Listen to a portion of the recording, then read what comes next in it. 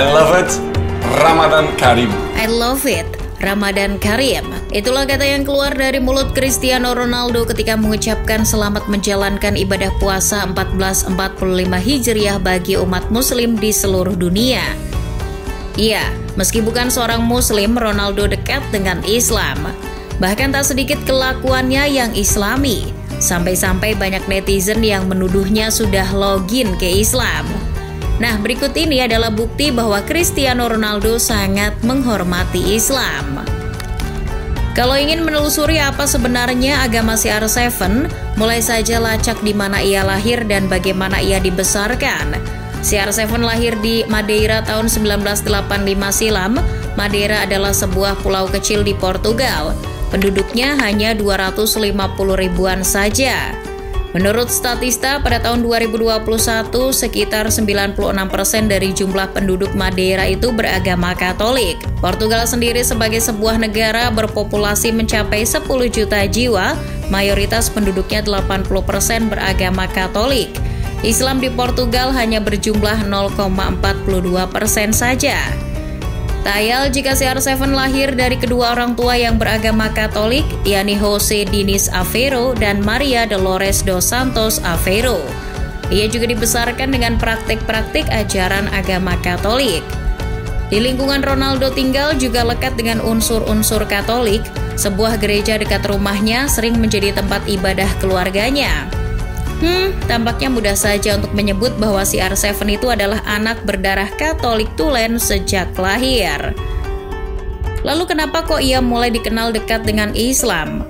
Usut punya usut, jejak kedekatan CR7 dengan Islam terjadi sejak tahun 2010 silam.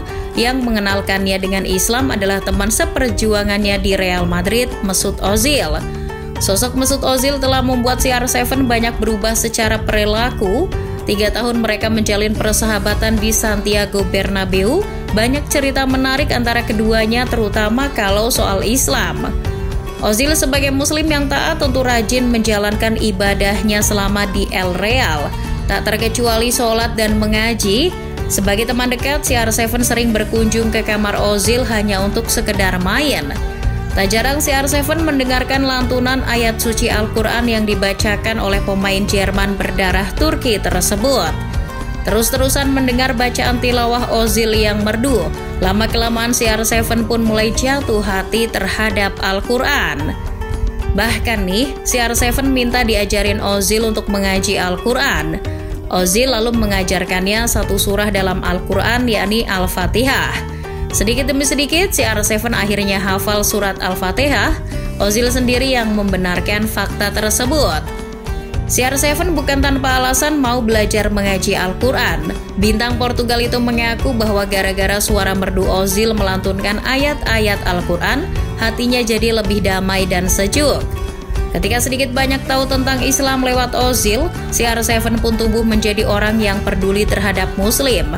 Pada suatu momen, Ozil mengatakan bahwa CR7 sudah peduli kepadanya dengan cara mengingatkan kalau lupa membaca basmalah dalam memulai sesuatu. Ozil sangat senang punya teman seperti CR7. Iya, dari situlah persinggungan dan kepedulian CR7 terhadap Islam dimulai.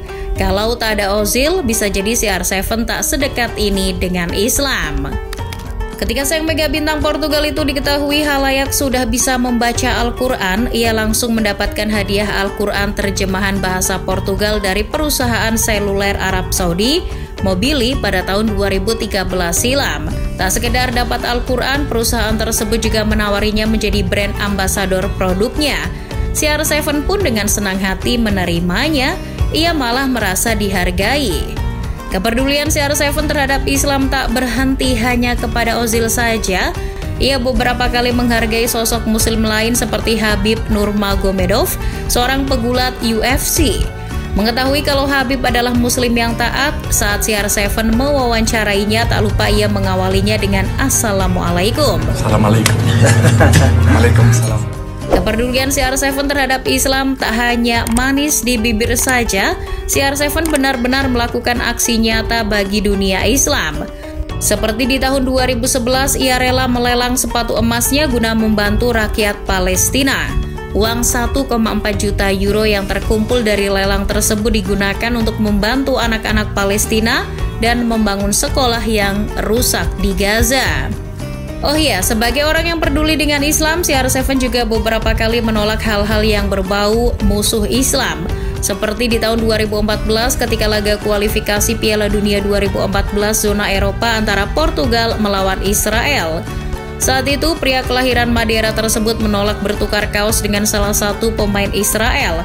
Berkali-kali pemain timnas Israel meminta jersinya, tapi CR7 terus memperlihatkan gestur menolak. Hal tersebut diyakini banyak pihak sebagai bentuk kepedulian CR7 terhadap Islam. Tak hanya itu saja, CR7 juga pernah menolak mengenakan ban kapten LGBT yang dikampanyekan oleh negara-negara Uni Eropa di Piala Dunia 2022 lalu. Ya, suami Georgina Rodriguez lebih memilih mentaati peraturan Qatar sebagai tuan rumah yang juga anti-LGBT. Bukan hanya menolak segala bentuk yang berbau musuh Islam, namun dalam keseharian hidupnya, perilaku CR7 ternyata identik dengan Islam. Dari segi gaya hidup, contohnya, ia adalah pribadi yang sangat peduli dengan kesehatan, seperti halnya ajaran Rasulullah yang selalu mencontohkan kita umatnya untuk selalu hidup sehat. Sejak kematian ayahnya, CR7 adalah manusia yang anti-alkohol. Sepertinya CR7 tahu lagu Rhoma Irama Mira Santika.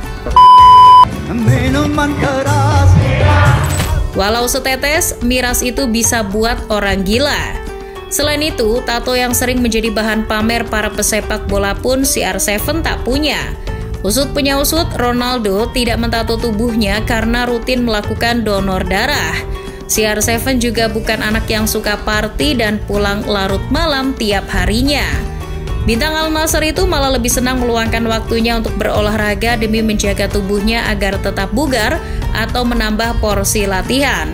Mantan rekannya ketika di MU, Edwin van der Sar, juga pernah bersaksi bahwa CR7 itu tidak merokok. Ronaldo sangat peduli dengan kesehatan.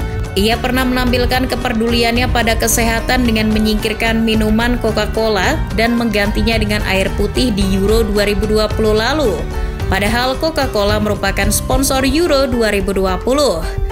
Hidup sehat ala CR7 harusnya bisa jadi teladan bagi para pesepak bola lainnya di dunia. Ketika hijrah ke Arab Saudi, CR7 makin dekat dengan Islam dan budaya Arab.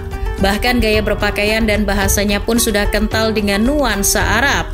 Seperti ketika ia beberapa kali terlihat nyaman memakai baju adat gamis, beberapa kali ia juga terlihat fasih mengucapkan kata-kata dalam bahasa Arab seperti yalla atau sukron. Yalla, yalla, yalla, yalla, yalla. Namun semakin dekat CR7 terhadap Islam dan budaya Arab, tetap tak membuat ia luput dari kritik. Beberapa perilakunya pernah dikecam dan dianggap tak sesuai dengan budaya tempatnya bermain. Misalnya ketika ia harus didenda karena marah-marah, atau ketika ia didenda akibat melakukan selebrasi tak senonoh di hadapan pendukung Al-Shabaab. Ya, memang CR7 tak sempurna. Ia juga manusia yang tak luput dari kehilafan dan dosa.